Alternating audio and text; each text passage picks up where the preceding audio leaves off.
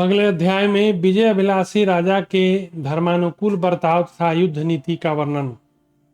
युधिष्ठिर ने पूछा, पितामह, यदि कोई क्षत्रिय राजा दूसरे क्षत्रिय नरेश पर युद्ध में विजय पाना चाहे तो उसे अपने जीत के लिए किस धर्म का पालन करना चाहिए?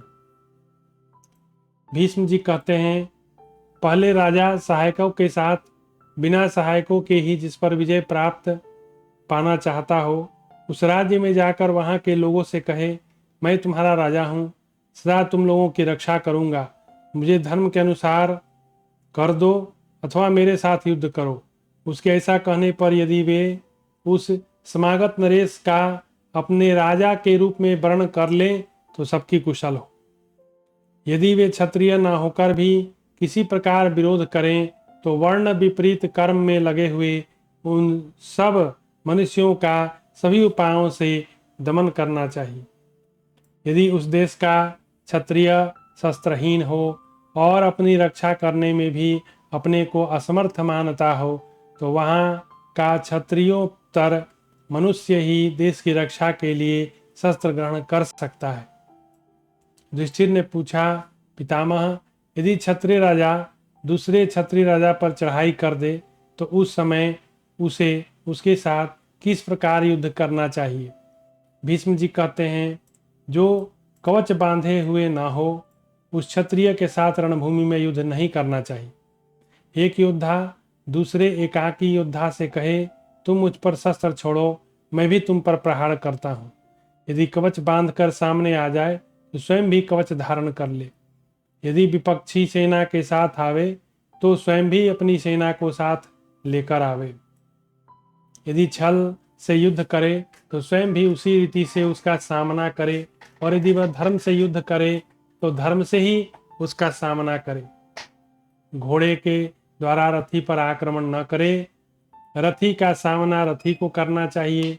शत्रु किसी संकट में पड़ जाए तो उस पर प्रहार न करे। डरे और पराजित हुए शत्रु पर भी प्रहार नहीं करना चाहिए। जिसके शस्त्र टूट गए हों, जो विपत्ति में पड़ गया हो, जिसके धनुष की डोरी कट गई हो तो तथा जिसके वाहन मार डाले गए हों, ऐसे मनुष्य पर भी प्रहार न करे। पापी मनुष्य पाप कर्म के द्वारा धन पाकर हर्ष से खिल उठता है।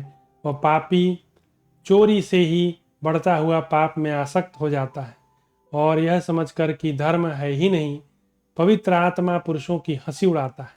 धर्म में उसकी तनिक भी श्रद्धा नहीं रह जाती और पाप के द्वारा वह विनाश के मुख में पड़ जाता है।